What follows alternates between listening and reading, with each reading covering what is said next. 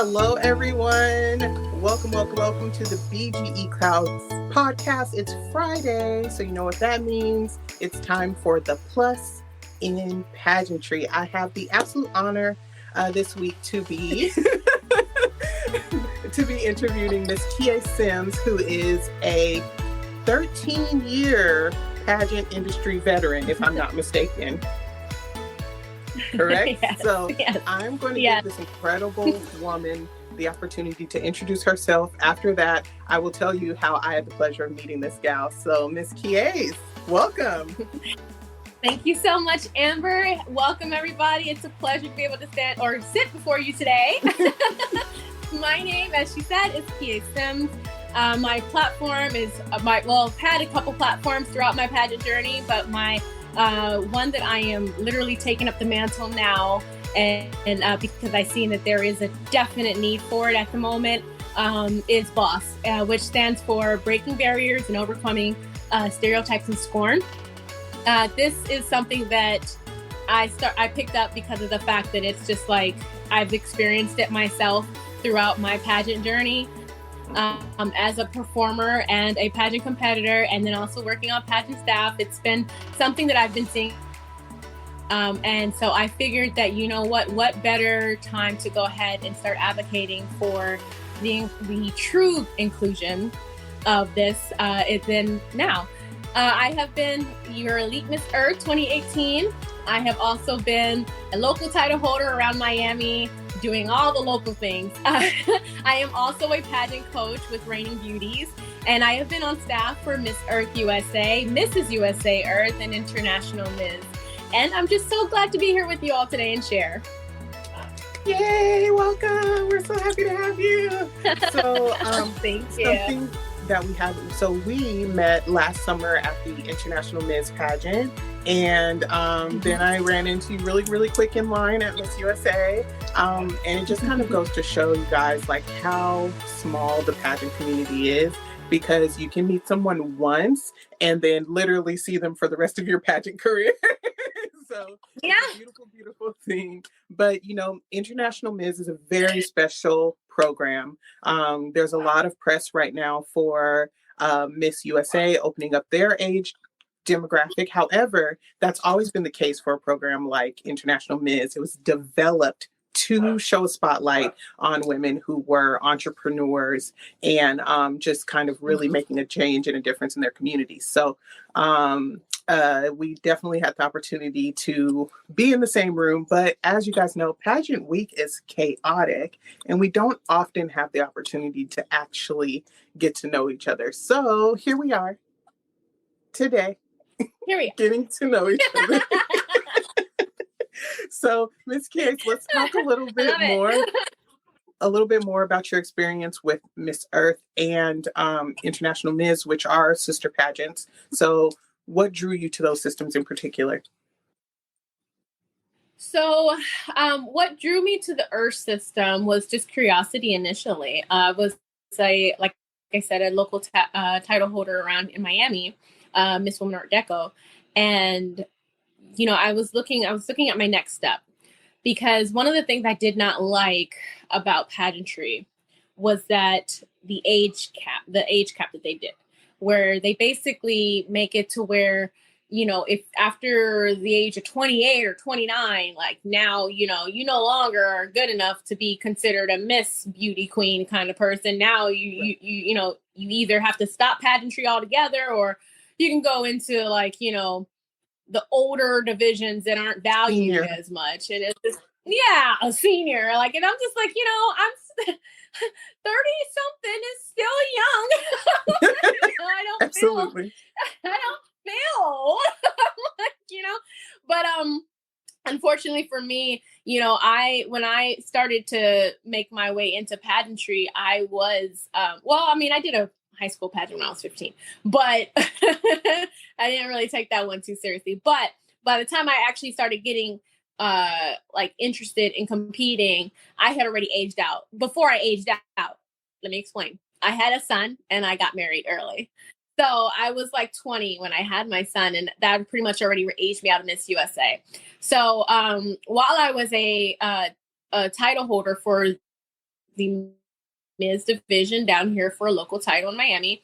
Someone told me about Miss Earth USA and how they actually had a elite division, which I like to consider as a big sister division. Like, I don't like, I don't like to think of it like old lady. I like to think of it more like big sister, like someone that can help guide you, like the miss and the teen, like, so I was like, okay. I mean, that sounds interesting.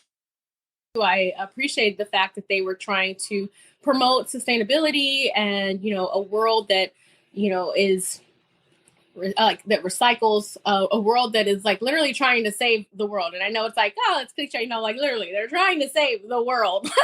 like actually, like actively, with solution, like literally, like recycle and reuse, restore, like, all the R's. And I was like, okay, so it's it's not just one of those pageants that's just there to take your money. It's a pageant with a purpose, which is always great. And so I decided to go ahead and give that a try.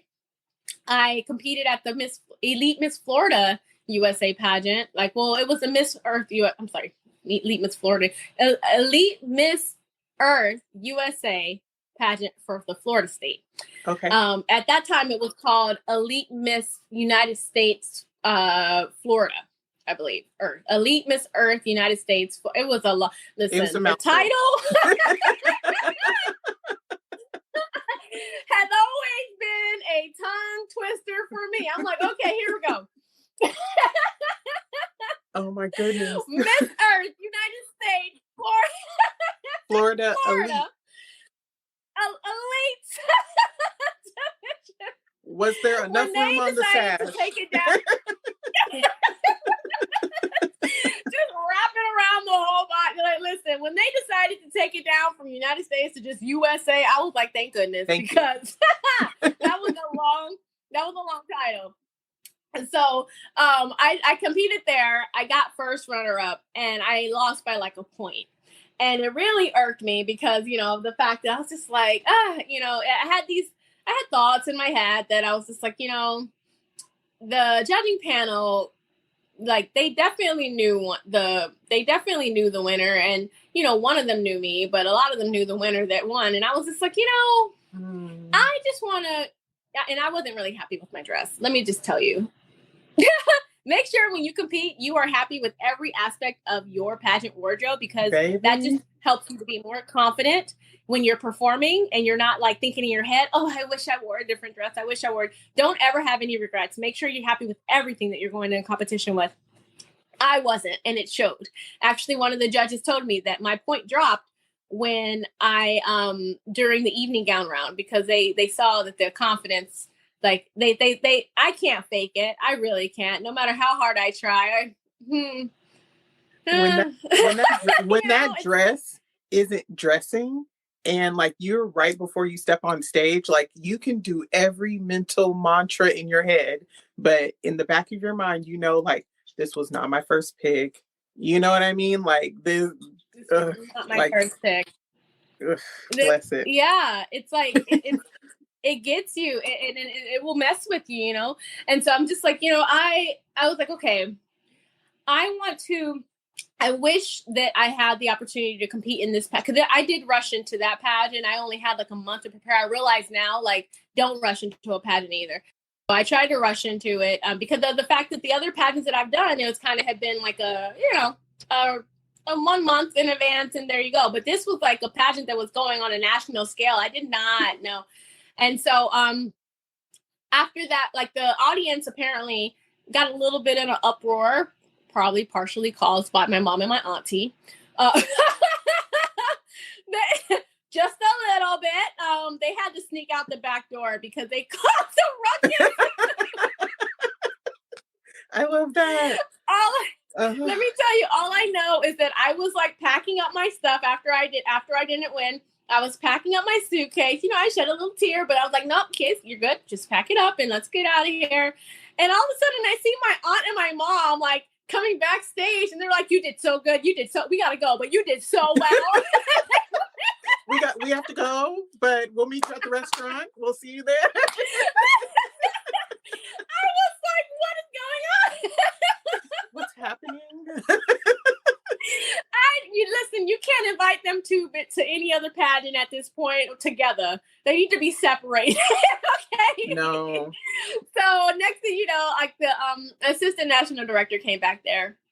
And, you know, she talked to me a little bit in regards to how did you feel? How did you, what do you think and everything? And I was just like, I told her, I was like, yeah, it was good. I just wish that I would have liked my dress. I wish I would have, had just gone in it with like more confidence of, not more confidence, because I had a lot of confidence, but just gone in it with more confidence in my wardrobe, because even the dress was last minute. And it was a sponsored dress, which get this. The guy that gave me the sponsored dress, he gave me two options. And I didn't really know, since it was an Earth system, I thought both options were nothing that I would have really wanted. But since it was Earth system, I was like, oh, maybe they like earthy. So I chose like this dress that you would probably wear to a church picnic. I was like, because that was the best one out of the two options he gave me. Guess. Let me tell you one of the reasons why my confidence dropped during the evening gown round, because right before I went out, the person that beat me, she was before me, and she had on this glamorous, decked out, shiny looking. Oh my gosh! And I looked at her, and she looked at me, and she was just like, oh, I've seen that dress before. That's so-and-so's dress. I was like, oh, how do you know? And she was like, I've seen it on a fashion show. He's put it in a fashion show before. And let's just say this person, the designer's name was Alberto. She's like, I've seen Alberto's dress. That's Alberto's dress. Like, I've seen it on the fashion show. He had it in fashion show. I'm like, oh, that's nice to know. Well, your dress is gorgeous. Who made your dress? Alberto. Pardon? Pardon? Oh my God. Exactly. Oh my goodness. I would have. I did bring a backup dress, but there was no time to change. So I'm sick. Like, as soon as she said that, I was just like, I need to change out of this dress to my backup dress. But there was no time to change, and we were being rushed to the stage. And then, of course, she goes out in the audience. Ooh, wow. And then here I come with my church picnic dress on. But you know what? What an amazing feat. You went out there in your church picnic dress, and you still came out top 5, not top 5, but top 2. Come on now. You made it work. I think the audience was just like, they all went silent when I came out. Because they were in awe of your beauty. Right? So, of course, when the assistant national director came backstage and was talking to me, and I was just like, next time I would like to compete in a dress that I'm comfortable and I'm confident and comfortable in. I don't want to, I want to compete in something I actually like. And she said that, we might have an at-large title for you to compete at the nationals, but I have to go check with national office to see if they still have this option available. And so she got back to me and she said they did. And so after talking to my local director, who had been the one helping me for my journey, I decided to go ahead and aim for it. And I was just like, screw it. I'll be able to see my Florida winner back at the national pageant. I don't think she was too happy that she learned that I was going to be still going. Who cares? What you gonna do? What are you gonna do? I wasn't happy when I found out who made her dress. And she didn't hesitate to tell you who made her dress. And it makes sense on why I was only offered 2 options that didn't even look like it could stand the test of time. But anyways, I digress. So I was like, okay, no worries. I'm gonna, I just want to give it another shot. Mm-hmm. And I guess this time I'm gonna have to give it a shot at the national title. Just going in there, being confident with everything that I'm going there with, I didn't really have, I think more so it was really the wardrobe piece that I just wasn't happy with the evening gown. So I was just like, you know what? And then on top of that, I wanted us to be judged in front of a group of peers that didn't know either of us. I wanted I just wanted a rematch. I just wanted a fair chance at just seeing how I place. And if since it was a national title, I was going to be happy just being top 12. I know that not like hardly does anybody ever win a national title the first time around or whatnot. Like, you know, right. So I knew that, you know, this was probably going to be something that I'm going to have to like try again for, but I'm like, you know, screw it. Let me just go. Let me have fun. Let me see if I can make it to top 12. So you had realistic expectations. Yeah, I had realistic expectations. And initially, like throughout that journey, it was like, you know, I had to check myself because it was throughout that journey when I was preparing before I even got to nationals, all I thought of is I need to beat her. I want to beat her. You know, this is a rematch between me. And then something clicked in me the week before I left that it's not about her anymore. It's just really like, let me see if I can just, you know, be a better contestant than what I was before. Let me just go there and have fun. Let me really stop, like, you know, thinking about her and what happened at state. Let me just go. And so when that clicked, like I went there, you know, one of the staff members had mentioned something during orientation saying that whoever wins, it's already written in the stars. God already knows who's going to win. So at this point, all you can really do is have fun. And I took that to heart. I was like, you're absolutely right. Absolutely right. At this point, I'm just going to have fun. And I did. And then I ended up winning. Because it's just like, I let go of like having to try to be perfect, having to try to like, you know, beat this person or that person. And I was just like, you know, I'm just going to have fun. I'm just going to, you know, I'm here. I'm going to be in the moment. A few things had, you know, went wrong while I was there back on home base side, but it's like, you know, I did my best to make sure not to let it interfere with my performance. And yeah, it ended up working out all in my favor. So it was a blessing. And so from there, that is the story about how I came to the Earth system and have gotten involved with the Earth system and been a part of the Earth family.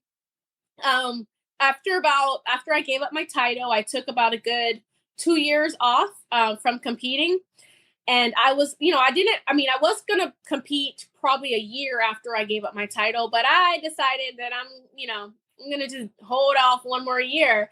And right around the time that I started to like gear up to be like, okay, I'm going to go ahead and start looking for another competition to be a part of.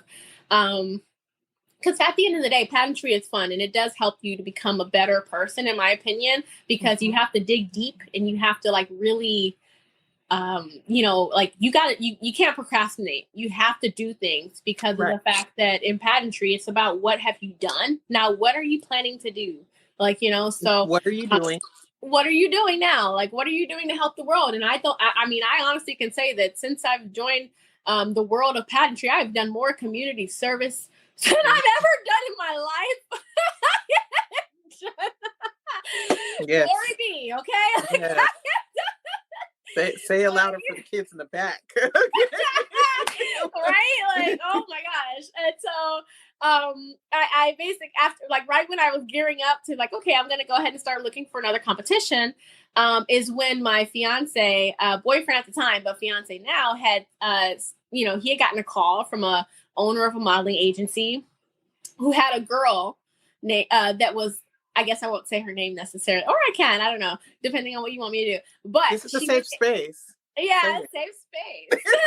Well, she was interested in competing, and she was a rookie, and we set up a meeting to talk to her, and I wanted to see where she's at, see where her head's at, whatever. And she seemed like a very sweet girl. She was a very sweet girl, and I was just like, you know what? I'll go ahead and pause my competition run. So I'll help you because I connected with her and I was just like, I want to help you. I think I think she can be great and do great things. So that's how I ended up getting into coaching. It was just her initially. So she was my protege. And it took 2 years, but we were able to get her Miss DC USA and get to USA and make top 20 at USA. We love that. And of course, you know, after all that and during all that, like there have been more girls that had started to come on during since. But within that same time, I actually also started working with the Miss Earth USA organization for their nonprofit, the Beauties for a Cause USA. I started working as a grant coordinator back in 2021, and then eventually they moved me onto the executive team for Miss Earth USA, and I was just pretty much just helping with whatever they need help with. And then they also let me participate in helping on staff with International Ms. I helped with International Ms. I think 2022. And then also 2023, where I met you. And and I just love that program because, you know, it's different from the Miss program and the teen program because of the fact that, for one, we get to drink wine. But well, we're grown and sexy over here. Okay, so it's just like, you know, it's just more relaxed though. It's just a lot more of it's, you know, you're around women that are really, really accomplished. And like literally, it's more of the competitiveness is not catty at all. It's just nice to like, you know, be around a group of women that are just vibing and just like really just having a good time, you know, with each other. And then at the end of the day or at the end of the week, we do the competitions. We see who's going to be queen. And you know, it's just a really chill vibe, and I really enjoy that program. So, and then of course afterwards, Mrs. USA Earth has broken off from Miss and Teen Earth USA because, you know, I guess of the international, just a lot of logistics or whatever. So therefore, Mrs. USA Earth is now separate, and I was brought on staff to help them too. For them, I'm the director of sponsorships and promotions. So that's also exciting to see what the year holds for that. I'm sorry. I just gave you like my life story in pageantry. I'm so sorry. No, it's good. It's good. It's always like really, really interesting when you hear, you know, all of the different ways that people cross paths in this industry, and, you know, where you had a certain vision of what your pageant journey was going to look like, you know, and then it became so much more. Like I thought I was going to be a one and done. Yeah. 10 years later. Okay. like 10 years later. Yes. I sincerely thought I was going to do one pageant and be done. My journey started a little different. I did get the NAM mailer, but by the time I got it, I was too old to compete. Okay. So welcome to the club. Right. My very first pageant was Miss Washington USA. And early on, you know, I wanted to make sure that the message that I was sending was about being body positive and not having a false positivity about your body, but also not being pressured into changing just to fit the mold. So that was kind of where I just really got into my love for advocacy and self-acceptance and service, like. But when I found International Ms., I saw my friend compete, Jordan Goddard, and win, and I just thought she had such an impeccable year amongst all that she was going through at the time. And I was just kind of really moved by her story and wanted to give it a try. And I had a great time. Like you said, there was zero cattiness, zero pressure. Everyone was so charmingly unique, you know, like though we were all bonded in that we were very successful women over a particular age, you know, like, you know, it's so okay. we were all grown bonded. And sexy age, grown and sexy. Okay. So we were all bonded over that, but we were still able to come together, let our guard down, have a good time. And sometimes you're so wrapped up in your head that you just can't even enjoy your week. And that's another thing that I really enjoyed. Like there wasn't all that tense, oh, is it going to be me or her? Is it going to be me or her? Is it going to be me or her? Because Right. even Laura said it. She was like, I don't know how they pick the winner. She was like, you can't. There's not a formula. Laura's so hands off when it comes to the judging. She's just like, y'all are the judges. Pick a winner. That's it. She was like, I'll see everyone afterwards. Thanks. Love you. Love you. Yeah, like I hope I get to see her at Global this weekend. But yeah. Tell her I said hi. Hello. Hello. Tell her kids hello. So I really appreciated that about the program, and I've been really, really excited to follow all three of the winners. And that's another thing, like crowning more than one. Come on. I love it. I love it. You're crowning an international winner, which is the overall one. Just so everybody knows, there's the overall winner. That winner can be even though it's international Ms. Like that's the title of that winning. You can be a Mrs. and win the international Ms. Like we currently have a Mrs. as the overall winner of international Ms. And then there's the international Ms. USA and international Mrs. USA. So I have a question for you. So should the USA title holders want to come back after their year, can they try again for the international? Ooh, that's a good question. Honestly, I'm not sure. I would have to get back to you on that. It's a good question, though. I don't think I have seen any of them try back to back. I don't know. With my I don't think I've seen anyone tested yet, like back to back. I haven't seen the USA person, that's giving up their crown also be a competitor at that same time. I think they might have to wait a year before they try. But then, it is a good question because if they don't get higher than their last, because I don't think you can be the title holder twice. Yeah. I don't think. I could be wrong. But I think if you don't, if they do let them come back, I just want, they would have to get the overall title. They wouldn't be able to be the Ms. But if they're the Ms., could they be the Mrs.? You know what I mean? Yeah. Actually, if it was international Ms. USA and she got married, then she can definitely come back and compete for international Mrs. USA. Yeah. And if international Mrs. USA got divorced, she can definitely come back and compete for international Ms. USA. I just wonder if they're still in their same marital status, can they come back and try to get the overall title? That is a question that I need to even find out because I don't think anybody's tried. I think that would be a little murky because you don't check a box just to compete for the big title.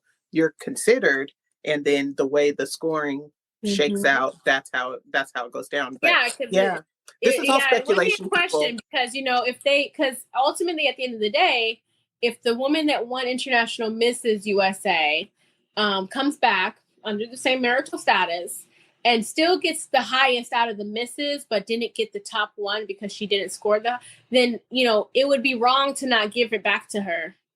Yeah. Because she was a top, so it definitely can get a little murky, I think, but no one has tried it yet. Yeah. So how about nobody try it until we get that worked out? Thank you. I know, right? Don't test the water yet. Yeah, don't do it. This is all speculation. We didn't send you. We ain't send you.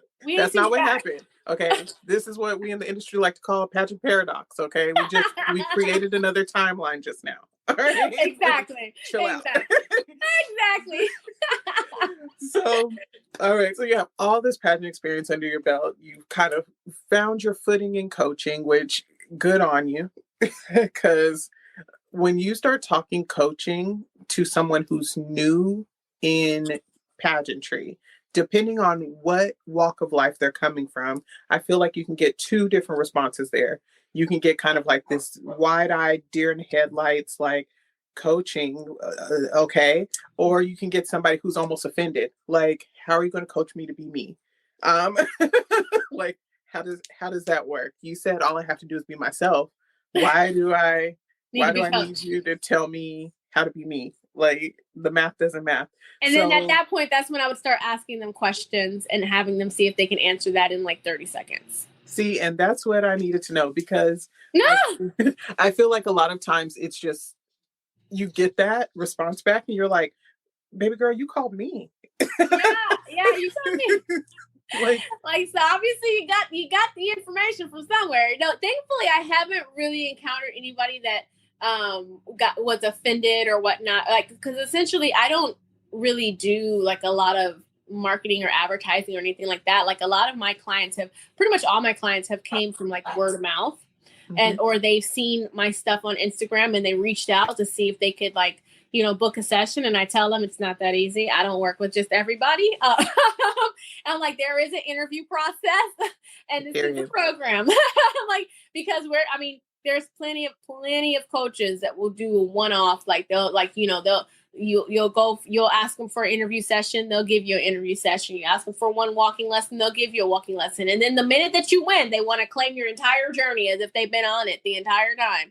When knowing good and well, you've done had like 20 coaches, you know. I am not about that life, because for me, coaching is about connecting with the person you're actually trying to help.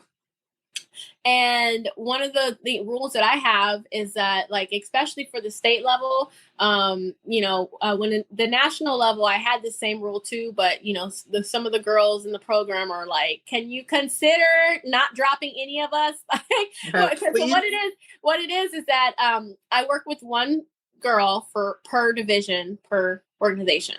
So therefore I'm I'm like, you know, if you're the girl that I just agreed to work with for DC USA, then you're the only girl I'm going to be working with for Miss DC USA. We have, you know, the only slot left would be Team DC USA, but we're not going to take on any other girl that's trying to work with, or that's trying to become Miss DC USA, because in my opinion, I feel like when you spread yourself too thin trying to help everybody, are you really helping them?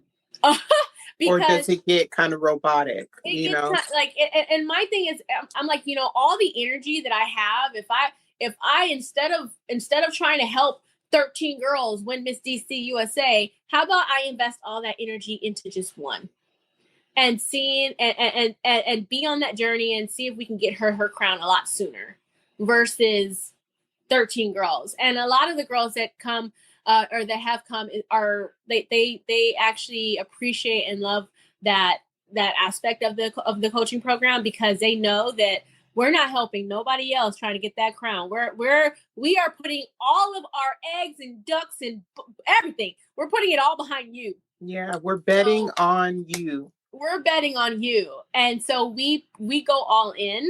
Like, you know, you'll see our page. It's not your average coaching page. Our page looks like a sorority page, because we like we promote our girls, like, you know, and so they really do enjoy that aspect of it, and the fact that they, you know, get that one-on-one, and it just like they know that we're all in it for them. And so that's why I don't just work with anybody. For me to agree for you to be our girl, like, I need to connect with you. I need to feel like, you know, that you want this just as bad as we want it for you. I need to know that we're not going to be wasting our time, because honestly, like, I'm not being cocky or anything like that, but who has time to waste, you know? So I'm just like, if I'm going to be, and I've been over backwards, I like literally break my neck and back for these girls. So I'm just like, if I'm going to be doing all that, you got to be worth it. Like, you got to be determined. You got to be all in on your own success and journey for this pageant crown. And it has to also be more than you just wanting a tiara on your head, because that's not what we're about either. We are servant leaders over here. So we are about being a queen that's worth her salt. And if you are not that kind of person, then we are not your kind of coach.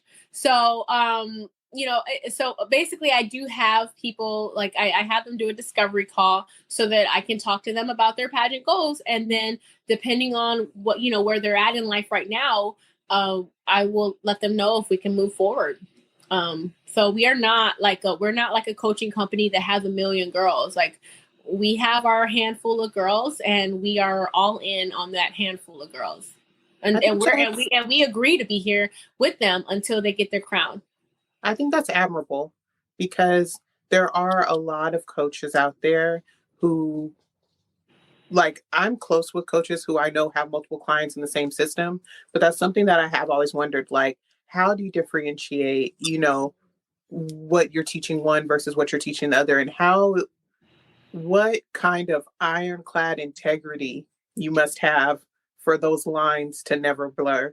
And, of all the coaches I know, I'm very confident in a couple, because, like, I've just seen the way they work and seen the way that, they pour into these women.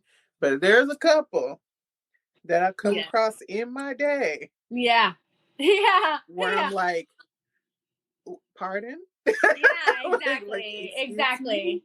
Like, did I just tell her? I heard you tell both of them the exact same thing. And for me, pageant prep, there was no broad stroke to pageant prep. Everyone is in a different place in their journey. So if you're going to seek out a coach, you need to find somebody that recognizes that and can really, sow the seeds that are in place whilst helping you plant others. Agreed. Yeah, because honey, but like it's murky water, y'all. You gotta it is. I mean, some of the girls that came to me have told me about their horror stories with some of the other coaches. Some of these coaches are big name coaches, or not. I don't want to say big name, but they're well known. And some of these coaches, you wouldn't even believe, like, you wouldn't even believe that some of the names of that I've heard. And it's just like, for me, it's shocking, because I'm just like, oh, wow, but everybody has their own experience. But however, they tend, the common thing that I've noticed is that with some coaching programs and some coaches or whatever, like, they might take on 1 million girls, but they pick out who they think they're only invested in the ones that they feel can win. And I'm just like, then if you're not wholly invested in the rest of the girls, let them go. Don't just take their money. Like, let them know that this isn't working out, and they need to find someone that would be wholly invested in their journey. Like, I had a similar conversation with my best friend just a couple days ago. She's in pageants. We met at a national pageant years ago, but she looks like a living Black Barbie doll, like absolutely stunning. And we were talking about dynamics, like when we enter a room together, like both of us, beautiful, confident, the whole nine, but she fits the pageant girl mold. Like, she's more model-esque than I. Because I mean, your girl is sexy, okay? Waist, snatch, face. Yes. Okay, but I know that in the pageant world, my body type isn't necessarily the one that people think of when they think pageant. I'm fine with it. I've done the work. You're what they would consider our plus size beauty. Right, and that's fine. I'm fine with that. But she's one of those women that walks in the room and you're like, okay, like you already think she's gonna win just like, from her. Yeah. Oh, can't stand those girls. But we were talking about just kind of like the difference in the way that people treat her versus how they treat me when we come into a space, because we've competed together, I think, at least at 3 different national pageants and 1 international, if I'm not mistaken. So I told her, I was like, people come up to you and they want to befriend you for the week and, bend over backwards for you. Parents come out of the woodwork, start asking you questions about your life, like, what you do, where you plan to go. Oh, my daughter's going to be in New York then too. You guys should be roommates, I should link up. Matter of fact, we're going to be walking in this fashion show. I'll reach out to the designer. You should be walking in it too. Like, like, don't worry about it. I'll do you this favor. And while that's great, and it can be something that you can nurture, when I walk in the room, I get a, hey, how are you doing? Yes, you can sit over there. Like, it's a totally different experience. And she was like, well, I don't like that. I don't like that people treat you differently. And I was like, well, despite how we came out of this pageant situation together, we built a friendship, we built a bond. Everybody's not there for that. Right. you know? So you have Right. to you have to be able to read the room. And she's like, well, I would never treat you like that. And I'm like, I know. I Yeah. know. Yeah. And I Yeah. understand, but they see you as competition. They don't right away see me as competition when I walk in the room. And I'm Right. It's like you have to prove yourself more. hmm like, and then throughout the week, I get more of, oh, you're from Washington State. Oh yeah, like tech, Boeing, Starbucks, blah, blah, blah. Like, then throughout the Yeah. week, I start to get the same thing that they gave you the second that you started They to saw run you. through the door. Exactly. Exactly. And that's when just like, the whole like I appreciate certain organizations that try to make sure that, or they've recently, been trying to amp up their inclusion and making everybody feel welcome right off the back. But then, of course, when videos get leaked and it turns out that there are some questions being raised about that supposed inclusion, really makes you wonder, like, are we really is pageantry really making a change for the better, or are we just the same, but we're just trying to like put some icing on top of some nonsense to try to make it look like we're going to be treating everybody exactly the same, that like the way your friend was treated, that should be the way that everybody's treated the second that they come in the door. But I know that that human nature, the girls tend to look in the room based off of looks and see who's tall, skinny, and gorgeous, because that is the person that's competition. Let me tell you something. Miss USA is like 5'4" or something like that, okay? She was standing up against Amazons on that stage, okay? But she had a performance that was 6 feet. Like she was. It's just a habit that I think a lot of girls have when they walk in the room. Whoever is like the skinniest with the most big Texas hair and just like tall or whatever, or even average height, or I should say 5'6", or whatever. Like they look at those girls, because when you got on tippy tops, you're like 5'9". Oh my gosh, I hate that shoe. I know it's the shoe. I know it's the shoe. Don't get me wrong, but okay. First of all, I hate feet. But one of my joys in life is looking at the pictures that cut, like the stage pictures, and then zooming in on the feet, and you can just see everybody's toes hanging over, holding on for dear life, okay? Or like that. And they've been standing in those shoes for like 8 to 10 hours, and they're struggling for dear life. The feet will tell you the struggle of the girl. Okay, it's terrible. It's terrible. I hate that. Might be like this, but her feet are like. Oh my gosh! There's always that one like pinky toe like poking out of the crosses. Oh my gosh. But yeah, it's just like it's just so normal for people to do that. And you know what I also found though, and why I even decide, because like for me, I'm a performer. Like I have 4 degrees, but I choose to be a performer because it fills my heart with joy. It's my passion. I've been loving performance since I was 15 years old, and actually way before that, because I was dancing in the laundry room when I was like 8, 9 years old to Paula Abdul and Janet Jackson. I had full-blown concerts back then, okay? You have no idea. I had full-blown concerts. You have to understand, Janet Jackson can do no wrong in my eyes. Like, yeah, that's my one, okay? Like, exactly.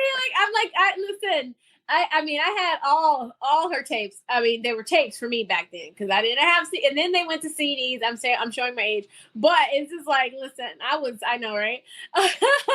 But I've wanted to perform since I was a little girl, and so of course, like, but my parents, my dad particularly wanted college and like, the usual mainstream society success and achievement, yeah. And I gave him his college. I definitely. Like, it took me a minute. Okay. I gave you your college. In fact, I gave you 4 college degrees. So therefore, it's just kind of like, okay, I gave you your college, but ultimately I'm like, I mean, there are plans that I have to do, like things that I would like to do before it's all said and done to help the world in regards to like what I got those degrees for. But at the moment, like I've been living out my performer heart dreams. And I realized that in pageantry, with the whole inclusion, there wasn't a lot of it when I was getting started for my career field. Because it's just like to the point where I had to create 2 separate pages because the performing world didn't give a crap about pageantry stuff. I mean, they'll just be like, oh, great, you're a beauty queen, awesome, But the pageant world was just like, there were a couple of people that like looked down on it. And to the point to where even when I won Elite Miss Earth USA, a girl immediately sent in a picture of me in a costume that I was in for one of the shows that I did down here in Miami. It was a Riviera Live, and it was like one of our Latin costumes or whatever. And she tried to send in a picture of that costume and be like, she's a stripper. She literally tried to get me dethroned the night that I got crowned. And I'm just like, but of course I was told that, just go ahead and go through your social media, clean it up. So that way we know you're not. We know you're a showgirl. We know that you're a performer. But just go ahead and clean it up, though, because just so that other people don't try to start pulling things to try to, throw some shade and credit or whatever. And so I did that. I mean, back then I was just like, oh, okay, I have to put my performer page on private. I reached out to the entertainment company and said, hey, can you take down pictures of me? Just take them all down. I just don't want any issue. And for years, I'm like, just kind of try to keep those worlds separate.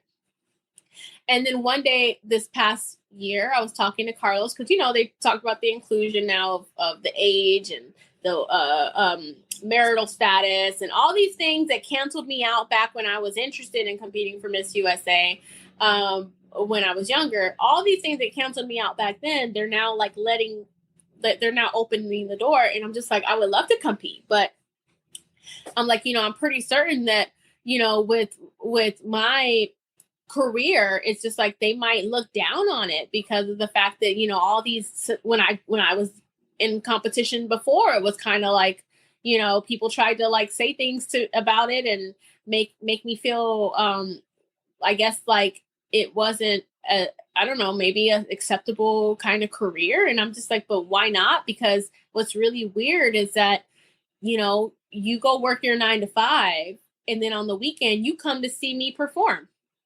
You come to get some enjoyment, some excitement in your life after working a 9 to 5. Now you're coming to my world to try to relax. Who do you think is performing for you? Who do you think is entertaining you? Who do you think is helping you get that relaxation that you've been craving all week?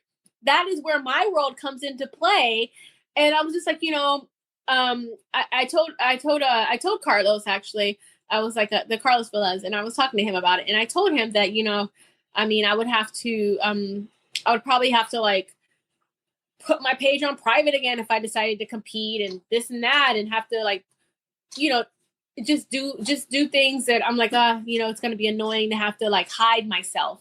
And then he was like, why not? Just let that be your platform. The fact that, why should you hide yourself like that? Maybe you should take that up as your platform. Maybe you should be, he pretty much helped me to realize that maybe this conversation needs to be had at this point in my life. Because if we're really talking about inclusion, then let's talk about inclusion. Let's be inclusive and let's talk about like, and so that's where that breaking barriers and overcoming these stereotypes and scorn has started, because I'm just like, what, you're right. If I decide to compete in the future, I don't feel like at this point, I don't want to hide who I am anymore. Mm-hmm. Just because it might make someone else feel like, or not feel, but just because someone else might not like my how you present career choices and how I decide to live my life. Like, what is that? Like, what is the true definition of empowerment then? If you're not empowering me to make the choices that are best for myself, then is empowerment only if I do what you're wanting me to do? Or is that when we're all doing what we feel empowered to do, and others are accepting our decisions. So yeah, I feel like when we talk about diversity and inclusion, a lot of the boxes that are being checked currently are diversity. Like, oh yeah, so there was a plus size woman at Miss Universe. There was a modestly dressed woman at Miss Universe. We're checking these things off, but the part of it that we're missing is the actual inclusion. And USA isn't the only system. You have systems that market themselves as, oh, we're girls, and we want everybody. We want you, every walk of life, welcome. And then when crowning comes around, it's the same same old. prototype pageant gal. And it's just kind of like, you had people on stage who had walking canes and, like all these different things. And yet, what was missing? And is it something performance wise? Is it something they can actually work on? Or is it, just take my money, but don't give me the chance and the opportunity? Yeah, the difference between and I think they need to also add into that whole diversity inclusion is belonging. Mm-hmm. Like, you're not really making people feel like they belong if you still do the same old. You just so once again, we're just putting icing on top of we're putting lipstick on a pig. Yeah, just putting lipstick on something, and it's just like we're not really making the changes.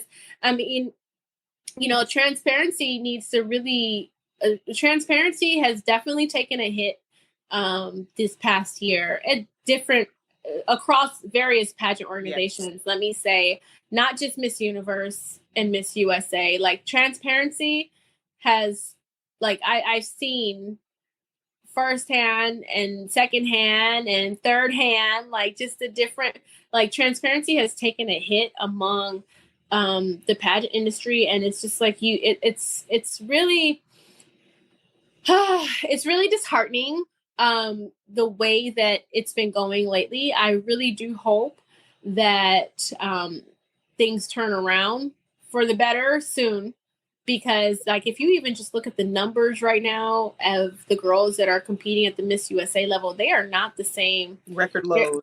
They are record lows. And if that is an indication of the other systems, then it is going to be a rough go at it this year for all pageants.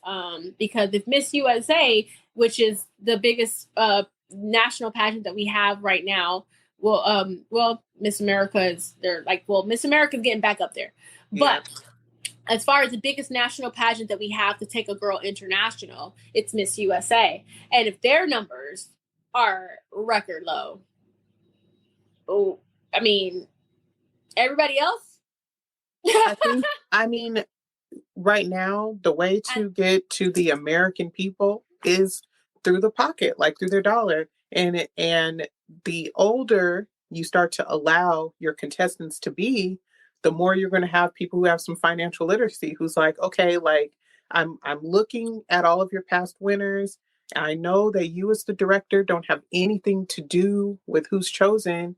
However, you are selecting the judges. So if you have judges who have 1980s pageant eyes, then they're going to continue to pick those same people. So not only on stage do we want to see diversity and inclusion, but we want to see that from our judges as well. And I think, that's kind of where people are so hung up on, oh, well, my whole panel is former Miss this or Miss that or da-da-da. And it's like, yeah, but how do they feel about plus size bodies? How do they feel with people who have unique careers? How do, like all of these different things. How do they feel about moms competing? Especially that since they are a mom, then they know how hard it is sometimes to balance a family and balance business and balance whatever. Are they not going to pick a mom because they think that, oh, you're not going to be able to handle this job? That those biases going to come into play? It's how do they feel about plus size women? Oh, we don't think that she'll be able to win USA, so that's not even even though she was good and she was probably better than everybody else that competed today. let's not move her forward because we want to make sure that whoever we send to Miss USA or Miss Universe can win it. Like, it's just like like, I feel like you need to have, you know, someone from these excluded but now recently included groups. And you also need to honestly have people that are experts in whatever division that you're having being judged. Like, for instance, you know, have someone that is a great interviewer, and have someone that, you know, like works in fashion shows and knows, you know, like how to see how to pull a girl with great stage presence. Like, have someone that, you know, like have experts, because they will, like, that's how you end up getting a well-rounded person. And one of my good friends had told me that. She was just like, if you have experts in these areas, then the person, you know, the person that wins will end up being the average score of, like, out of all these areas that these experts have judged. You'll get a good, well-rounded person. So with that, I would add, have some previously excluded but now included groups, have some of them on that panel too, because they'll make sure that, you know, people get of whatever stage of life or that they're in, that they get a fair shot, like, you know, as well. Like, not just, you know, they will make sure that, I hope that they wouldn't choose to, they wouldn't be biased themselves, you know, so you got to kind of balance it out. Right. But I feel like the world would have a better judging system if you actually have people that are not just like looking at the standard, you know, oh, well, we should just do the standard prototype for a beauty queen. And we'll still take your money though. But yeah, like, please still send your money in on time. But, exactly.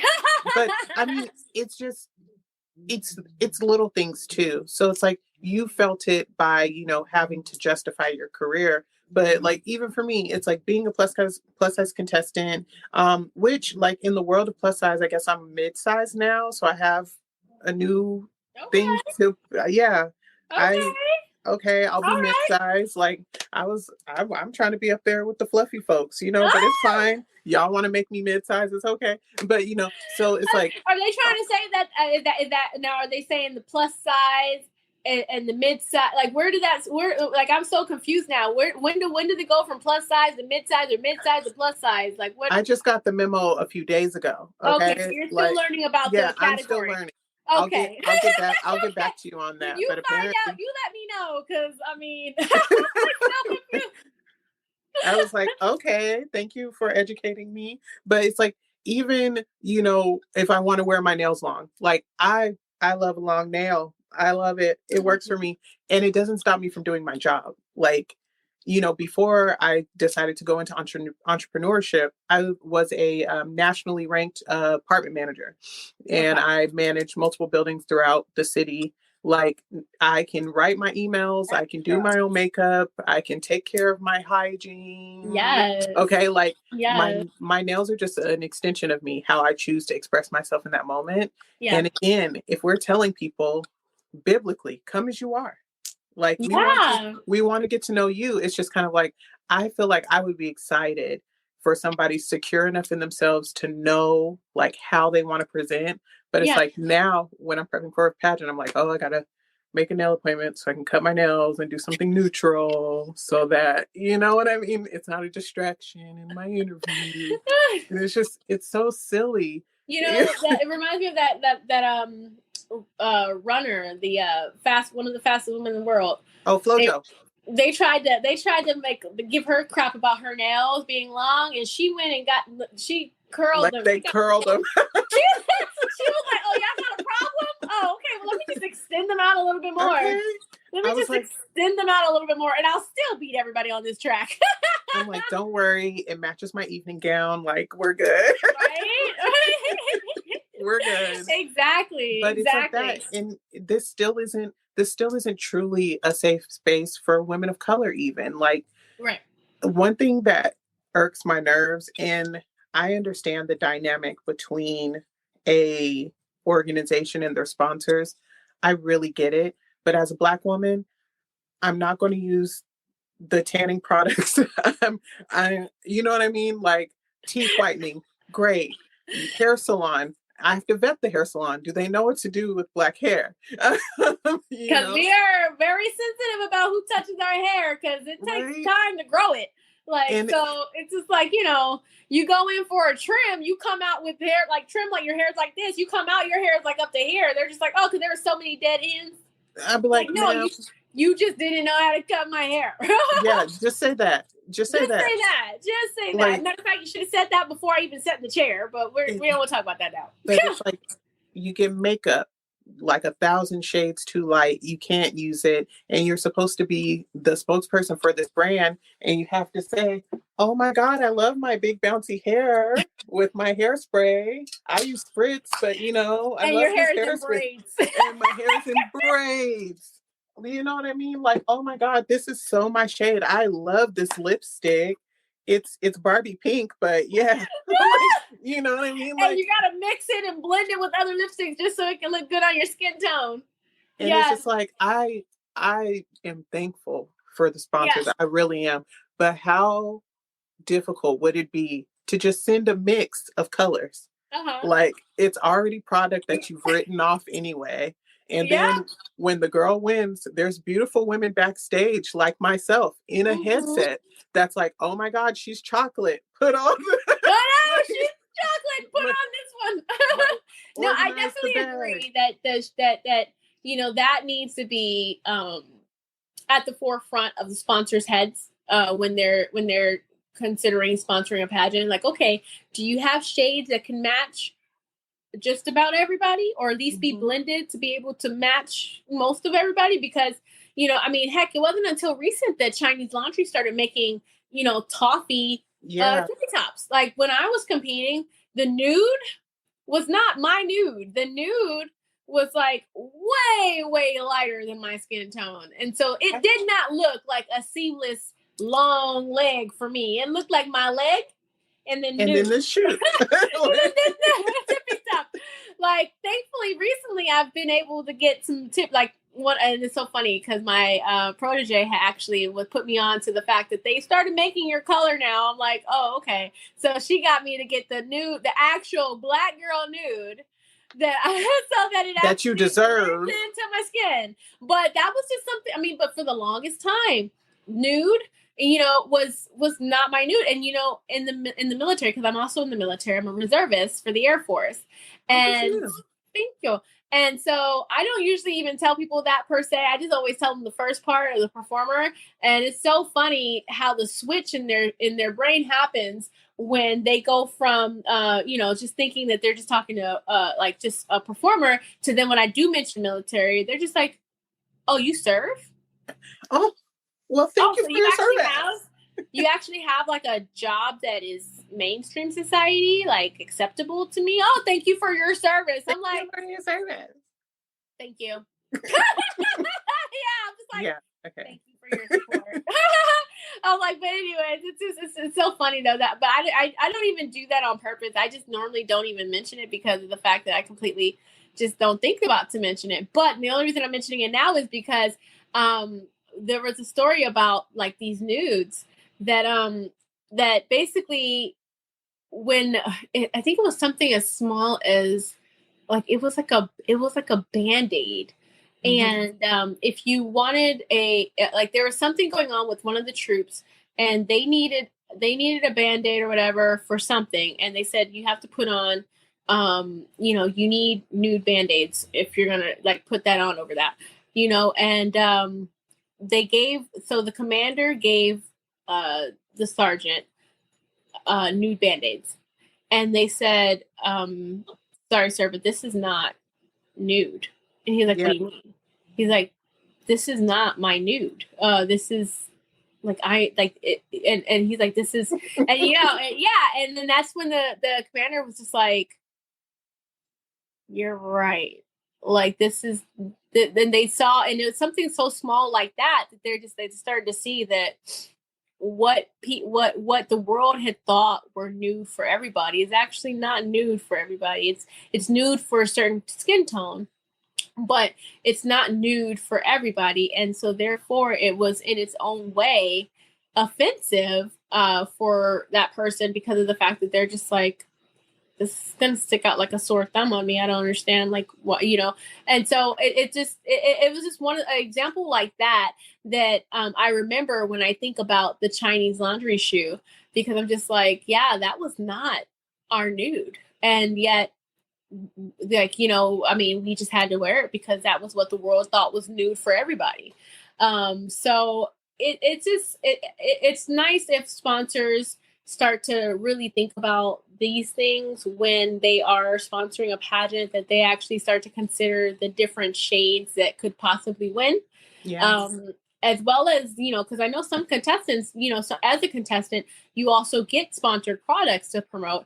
I understand they don't want to give everybody their whole dang online, but, you know, there's like, you know, it's just things to consider when deciding to sponsor a pageant. Yeah, I think so. Similar to the Band-Aid story, you know, Misty Copeland just did her story about how she used to have to cake her shoes to match her skin tone. And I have a friend who's been a ballerina since we met, and it's just kind of like the same thing. First of all, ballet industry, why? Okay, because you guys have these point shoes that people have to break and destroy before they can even touch the stage. Yeah, let's talk. That's the problem. Let me tell you something. I commend those ballerinas. Okay, their feet take a beating. Okay, oh my gosh, their feet take a beating for us to see such a beautiful art form. They have to really, like, I saw my friend pull out a brand new pair of point shoes, and I'm in awe. I'm like, oh my God, they're so pretty. And this girl got to breaking the shank and cracking the toe part. And I'm like, like, what are you doing to it? She's like, oh, you're destroying your shoe. Like, I was like, this is normal. I was like, how much are these shoes? And she told me, and I said, the devil's a liar. The devil is a liar. Ain't no way. I'm about to pay all these money for shoes I have to destroy. Back on track. Misty was just expressing how throughout her career, she's had to, you know, put makeup on the shoe in order to make it her skin tone. And Misty's not a dark girly, you know what I mean? So it's just kind of like, I would like, on my pageant wish list, I would like it if we signed up for a pageant and amongst the paperwork, we were asked, where is your shade range? Is it fair, medium, deep, dark? You know, check a box. You know what I mean? Yeah. And just like that one question, at least for me, filling out the paperwork would make me feel like at least you care. Okay. Because when I show up, my name is already on the bag. So I'm going to assume that you took that page and you were like, okay, amber is usually deep to dark. We have some deep to dark. In the bag it goes. Yeah, like, I like that. Like, I think, and that way you're not asking the sponsor, hey, just send me 50 of everything you got. Right. You can now say, oh, I need 5 deep, 5 dark, 3 fair, 2 porcelain, you know? I think that's fair. I think that's fair, you know? Yeah. But again, I'm not bashing sponsors. I'm just saying we can all do a little better. Right. Exactly. No, ultimately across the board, I think that would be a part of the true inclusion. Yeah. The true belonging.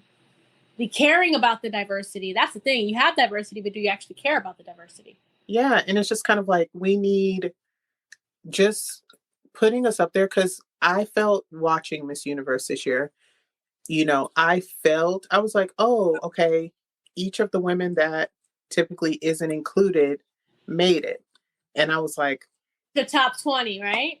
Yeah. And I was like, you know, I don't want to take away from anything that those women did, because I know they worked hard to get there, but it's just kind of like, everybody made it, but then didn't advance. So it's just kind of like, yeah, I think a lot of people feel the same way you did, and like, it's just like, did they really make it off of their, like, not taking away from their journey, but did you really choose them off of their scores, or did you choose them because you're trying to check off a box?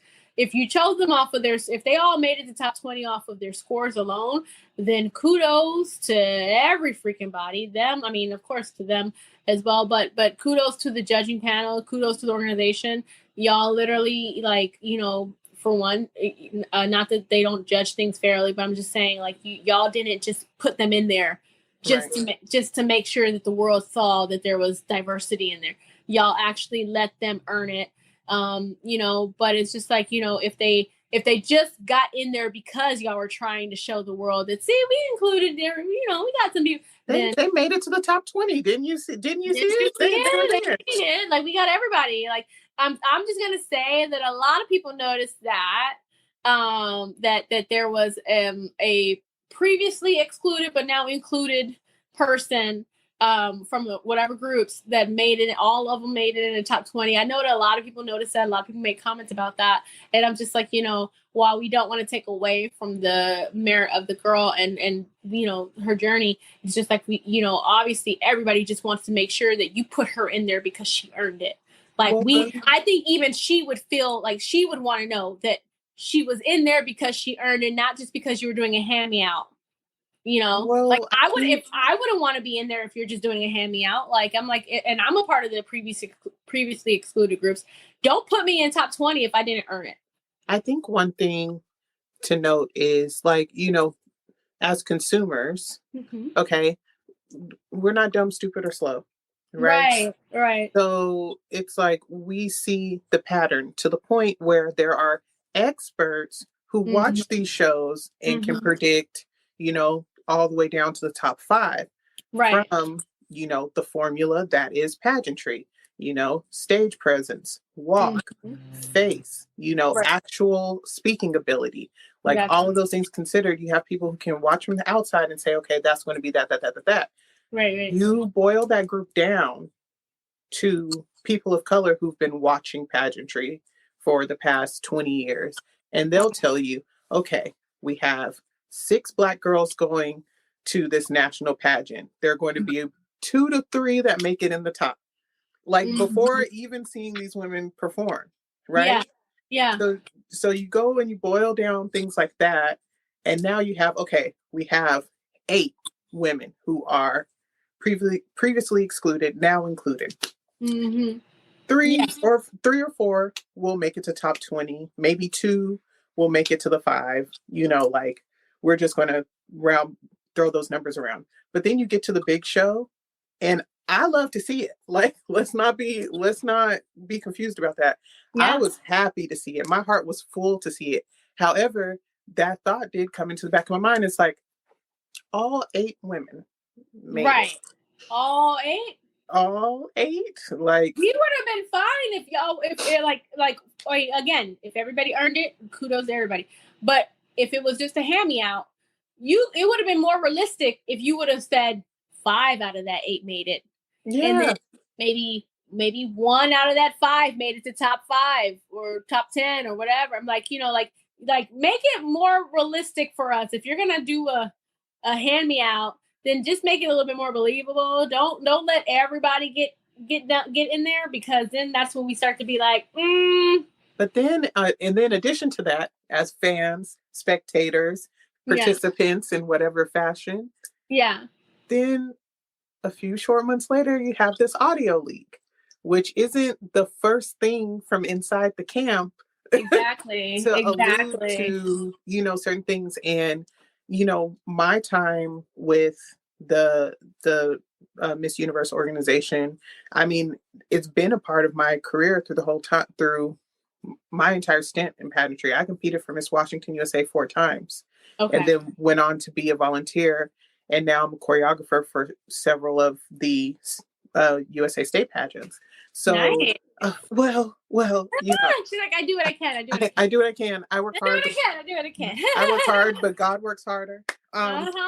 So it's just kind of like, I definitely have love for, you know, what I see at the state level, but it's like, I always have to come back year after year and be like, well, yeah, you should still compete at the state, but, you know, nationals is different. You know? Yeah. It's just kind of like, y'all, 1 year, can y'all please make my job easy? That would be great. Like, I just want to be able to send these women on with the best and utmost confidence that, you know, I'm pushing them forward where they need to be. And it's like with situations like this, it's just like, there's nothing to explain. It was said. Like, there's no taking it back. And now, with everything happening at the national level for our girls, for the USA girls, it's just kind of like, so they're not even, it almost feels like they're not even really the face of the brand anymore. Like, after the most recent really announcement. Crazy. It's really crazy. Like, you know, part of the, like someone had mentioned, like, you know, and I agree with them, that part of the whole being Miss USA was that you get to, you know, take charge of the social media. You get to, like, because Arbany was able to post whatever the heck she wanted on both Universe and USA. And she was clapping back. I was like, I mean, and good for her. She was, like, listen, I always think, like, now it's just like, when I think of Arbany, I think of her as that resilient queen that, like, you know, that one that had to fight for it. Like, and I respect her fight and I respect her resiliency. And then, you know, like, so that's Queen Arbany for me. Queen Shanice is like that, like, she's just a very humble, like, just like, you know, freaking giving off Princess Diana, Queen of the People vibes kind of thing. And I was just like, two different queens, for sure, two different queens. But Arbany was a queen that if you need an example of how to be resilient and how to be, like, you know, a fighter, but without necessarily like getting low down and dirty per se, the way that some people would fight. But she was just like, she made sure to clap back in a very classy way. I'm like, that's the one that you let her be the example. Like, I remember Arbany, like, when she got crowned at Universe, I remember I was in like a discourse group and they were talking about it. And of course, you know, she had all of that hoopla going along with her reign. But then they were like, you can see her hairnet, like, on her crowning moment, you can see her hairnet. And I was like, are you kidding me? Are you really going to say you think this girl shouldn't have won because you watching your 4K HD TV from the comfort of your home? Zoomed in. I'm pretty certain the judges could not see the hairnet. I could not tell that it was a hairnet. I'm pretty certain. Like, I'm sure you sent your child on stage. They didn't give that girl a break, did they?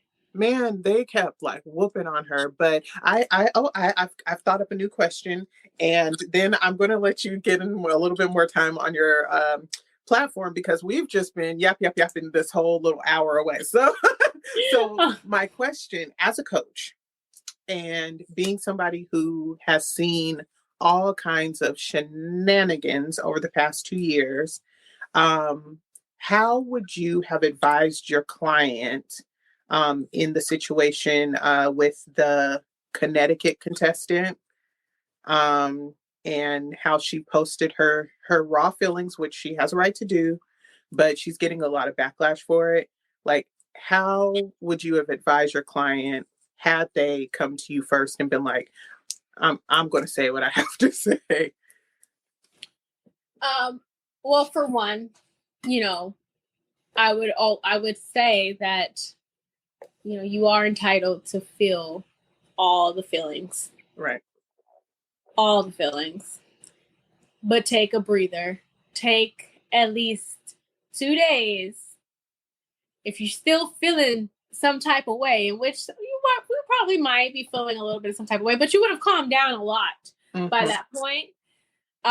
Then, like, let's do a debrief session so that we can go ahead and talk this through and figure out the next steps. Don't get on there and post something that you will later regret or get negative backlash for, because once it's posted, it's out there. It's on the internet. Like, you'd be better off not taking it down, because if you post it and then after you get the backlash, you take it down, it's kind of like, well, then, like, you know, because a lot of people think if you feel that way, then stand on your feelings.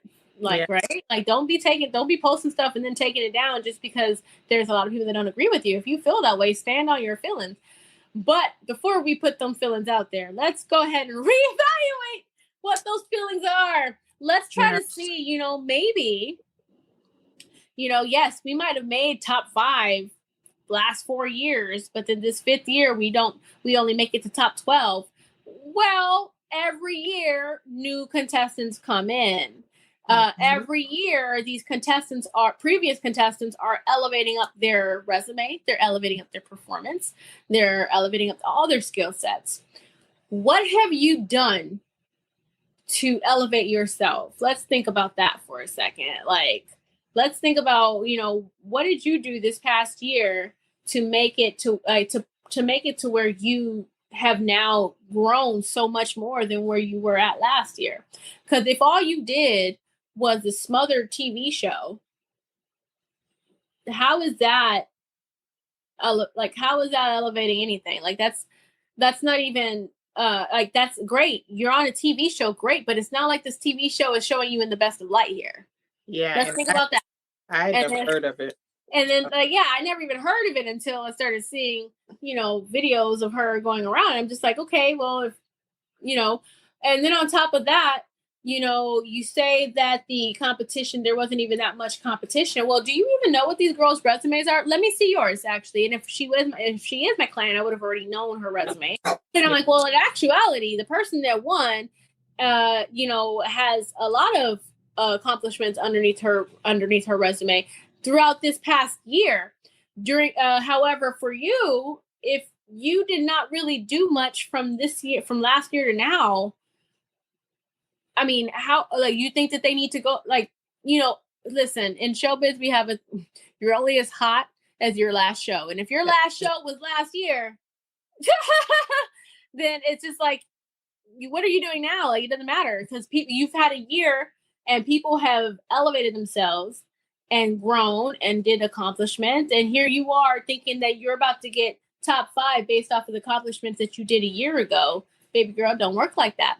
And in actuality, if she was my client, then that would have been something that we would have been addressing, like from day one after the pageant. It wouldn't have been, I let her go a whole year without doing anything to elevate herself. Like, at that, no, I would have cut that loss long time ago if she wasn't trying to do anything to elevate herself. Like, I would have been like, no, then this ain't gonna work, because it's about being better than you were before. And if you're not trying to do anything other than this smothered TV show and think that just because you have so many thousands and thousands of Instagram followers that should be enough, like, it's not. And she learned that lesson, that they don't care about your Instagram followers. If you don't have the substance, that it's not being a Miss USA title holder isn't about being a model. It's about being a role model. Mm-hmm. A spokesmodel. Spokesmodel. Spokesmodel. I had to teach one of my girls that yesterday, because she was like, not so much how to teach her, but I had to remind her, because of the fact that, when she first got into this, she got in because she thought that this was a great route to being a model. I'm like, while if you get to the Miss USA and Miss Universe level, if you win, I like to say win, you will have modeling opportunities, but it's not about being a model. It's about being a role model. It's about being a spokesmodel. Like, you got to be able to speak to people. Speak the word. Speak. Yeah, like, you don't speak to people. I feel like the thing that was, I feel like, I love me a good pageant blog, but reposting that girl's video and posting Delulu under it was a choice. First and foremost, that was a choice. But I feel like everyone has left a competitive setting and felt, jolted by not getting what they wanted out of the opportunity. Right. The thing that concerns me with people under 30 is just kind of like this false currency that is followers. Like, you can't invest everything involving your reputation on the fact that you have a lot of followers, because you are getting dragged left, right, front, backs, and sideways. And what are those followers doing for you? Because I didn't see too many of them fighting for you in the comments. Okay. And and Okay, and I'm being real. not a lot of them will show up. If you say you're gonna be somewhere, not a lot of them will show up. I think that TikTok girl proved that. She had like 1 million something followers on TikTok. She had an event, and nobody showed up. And that's the thing. It's just kind of like, it takes no effort at all to press the follow button. You know what I mean? There's no real investment there. And I think that's another thing that we need to educate ourselves on, is just kind of like the power that comes with our sponsorship, our follows, our likes, that somewhere down the way is equating to dollars elsewhere, so it's really important that the things that we support, we have to take the time. I know it's precious. We don't get a lot of it, but we have to take the time to really do our research before we just often support things, because somebody in those comments is her followers. Like, some of those people are her followers, and they're like, oh no, girl, this was wrong. I don't agree. Da, da, da, da. Don't put me in it. And so I think we need to do a better job with teaching the youth that yes, you can get far.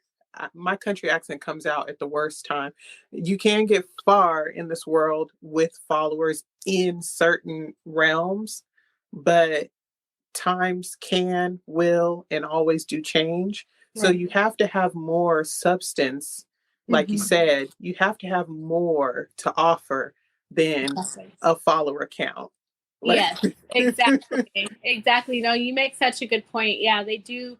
A lot of people these days do tend to think that like the follower count is currency. And I'm just like, here's where I would say you can treat it as such. If half or more of your followers, like 50% plus, will show up at your events, if they spend money for whatever product you put out, like if you give something to your followers and they grab it, that's when you can finally say my currency is my followers, because my followers will spend money to see me. You ever heard of that 1,000 true fans? Yeah, they say all you need if you want to be a six-figure earner is to have 1,000 true fans spend at least $100 on you every year. Makes sense. Okay. And the key word is true.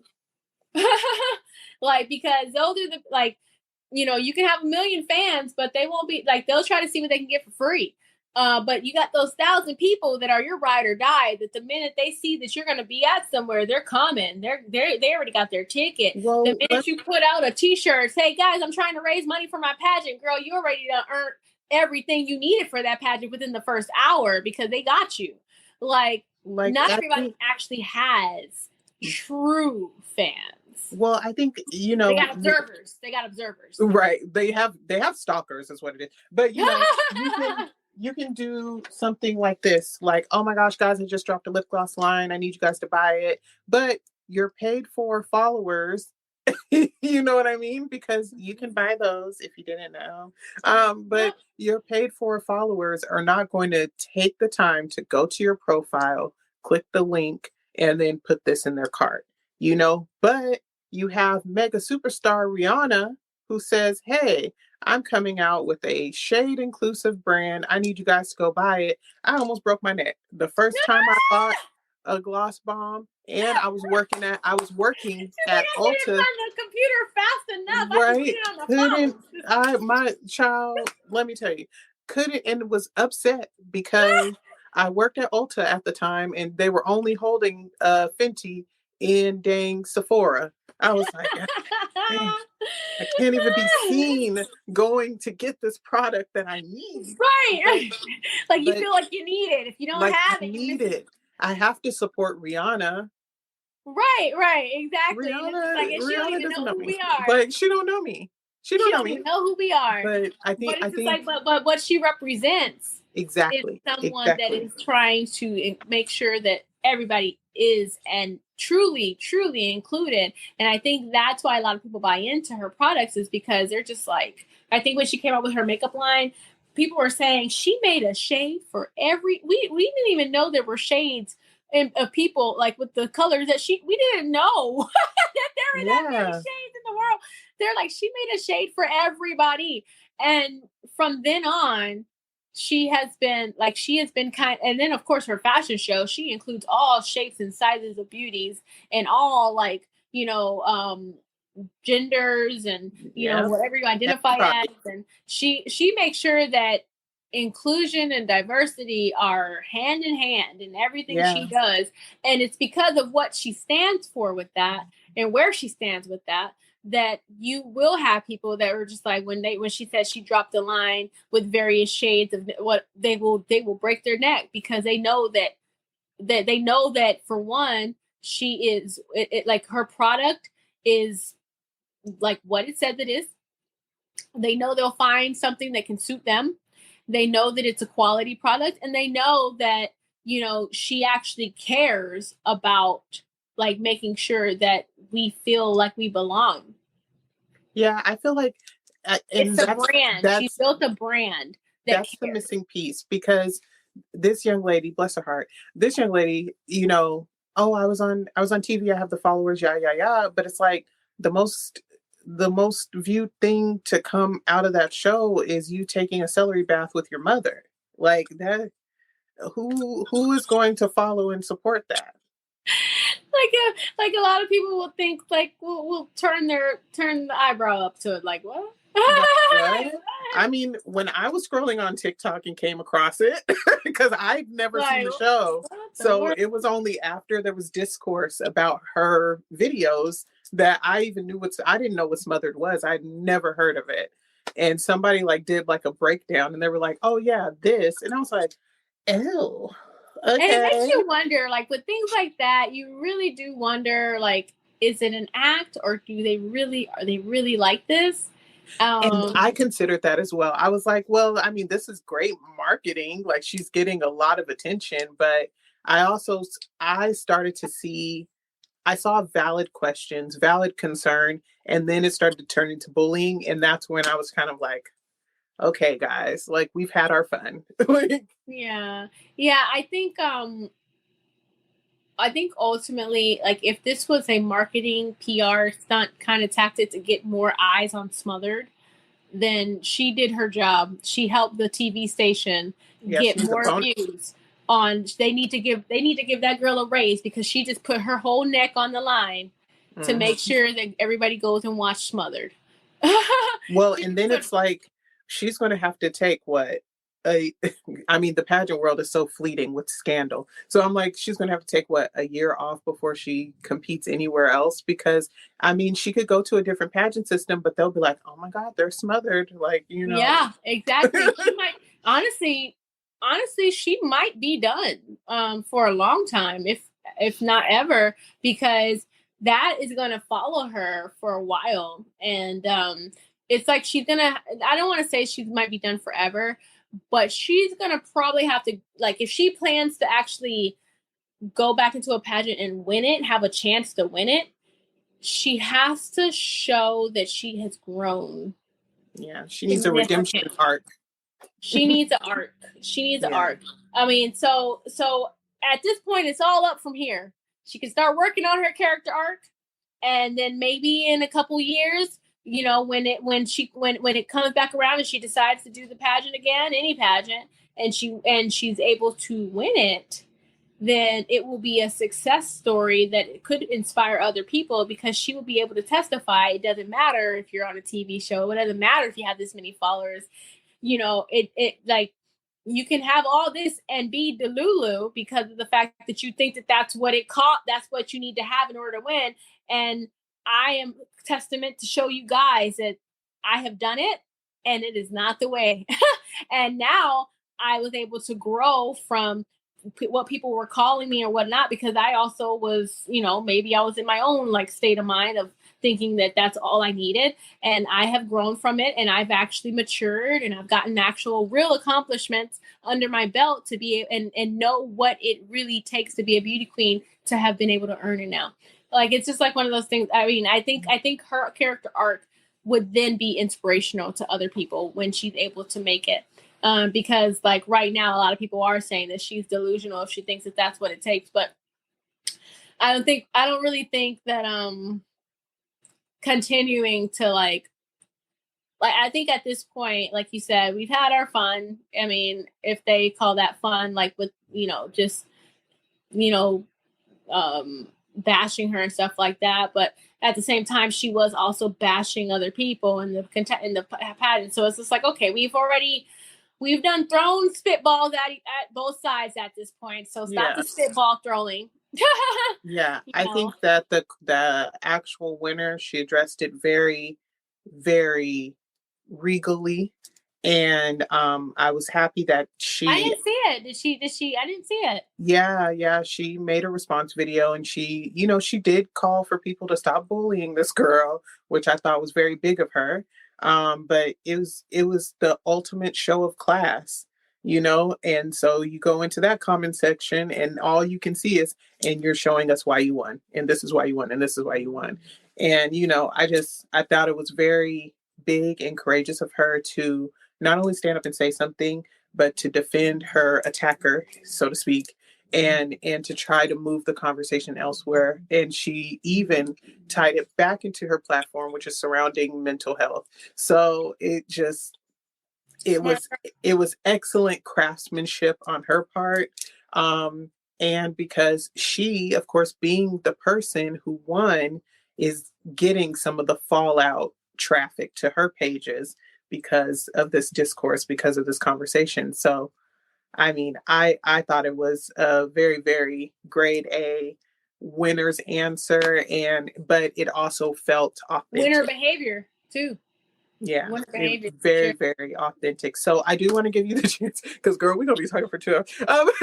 I do want to give you the chance to tell us how we can support you and your boss movement. I also would like for you to tell us, like, are you building this platform because you're competing again, or are you just doing this because it's something that needs to be done? It's something that needs to be done. In actuality, I mean, I don't know when I would be competing again, to be honest. It was mentioned during a conversation about competing. However, ultimately, I don't know when I would be, to be quite honest. Like, I have other goals that I have in mind right now for my girls that I'm coaching, as well as for my performance career, that at this time, it doesn't make sense for me to compete. But when talking about competitions, because when I was with Carlos, I was there because one of my girls was having a headshot, and we were just talking about the competitions, and it came up when I was just the hypothetical situation. I'm like, yeah, if I was to compete, I mean, I don't think I would be able to, Yes. And then that's when he said, well, you shouldn't make that. It just got me to thinking, like, why wait to talk about that when if I ever decided to compete, why would I, like, if this conversation needs to be had, it needs to be had now. It doesn't need to wait until I'm in competition mode, because it's already been long enough. When I was in competition mode, I never had the conversation. I just shied away from it because I always thought that, I didn't think that people would be accepting. And I'm just like, and at the end of the day, it's just like, I shouldn't have to be in competition mode to have this platform to actually bring this to the forefront for the world to start talking about. Because, believe it or not, I've come across a lot more other performers in the pageant world that are in competition mode, that are kind of like not really being open about their performer life. And I'm just like, you should definitely be open about it. Like, why are we hiding?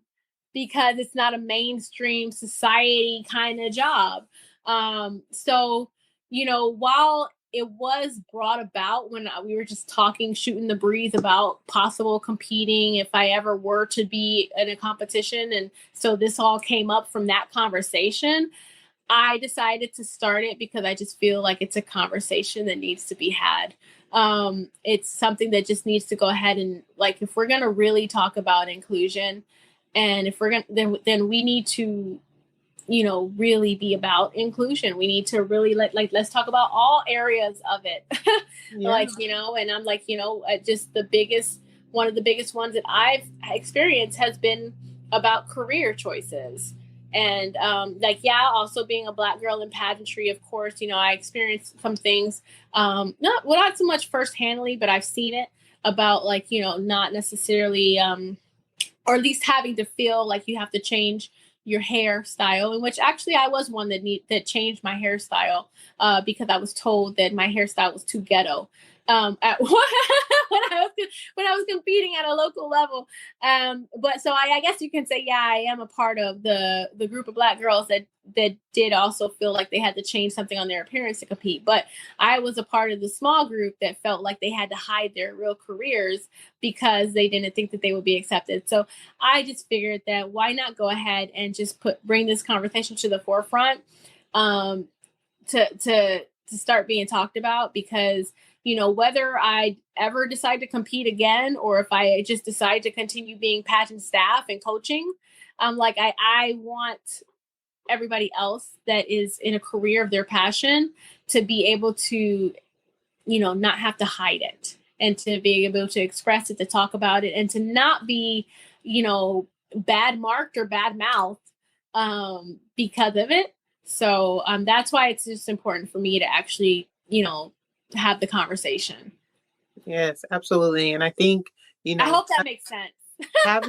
having open forum conversation like this, where you're able to just kind of really express yourself. And, I pride myself on trying my best to create a safe space where everybody feels comfortable giving, their thoughts and opinions on what's happening, because we can't see these things change if we don't talk about it. Exactly. So I commend you for starting this journey and doing everything you can to grow this platform. I know it's going to be huge because everybody feels discounted or, put into a box in some way or another, especially when you go into this kind of objective, subjective sporting event that we all know and love, and it goes by the name of pageantry. So yes. Where can everyone follow and support you? Oh, okay. Okay, so if you would like to follow my journey through just my pageant career, then I would just definitely say to follow Miss Keyace, so MISSKEYACE, like you see on the screen. The platform for Boss is You Are a Boss Queen. That's at You Are a Boss Queen for Instagram. Okay, and follow that. Yeah. So You Are a Boss Queen, and yeah, just you'll see a bit of everything on. I post a lot of everything on my Miss Keyace page. So it's just you'll be able to see some I'm starting to post more entertainment things on there too, just to get people to see the other side of me. I'm not just all pageant staff, pageant coaching, I'm all pageant career. I have more to offer. There's more to offer, but also there's been more to offer. This is now I'm sharing with you what I have been doing when I'm not on the pageant side. And so it's just I figured that it's important for my audience, current and new audience, to see that, because it's just I think it's been hidden long enough, and it should never have been hidden in the first place. So yeah, it's I'm excited about this new advocacy that I'm taking on, because I definitely feel very passionate about it. Not to say that my previous advocacies are being set to the side. I just, as I grow in this world, if I see things that need to be addressed, I'm one of those people that will be oh, we're about to address that too. Need something, say something, folks. Well, this has been absolutely awesome. Thank you for sitting and speaking with me. I'm going to end the recording, but you stick around there, darling. But everybody, thank you again for listening. This has been the BGE Crowd Podcast and another episode of The Plus in Pageantry. Thanks, y'all. Bye.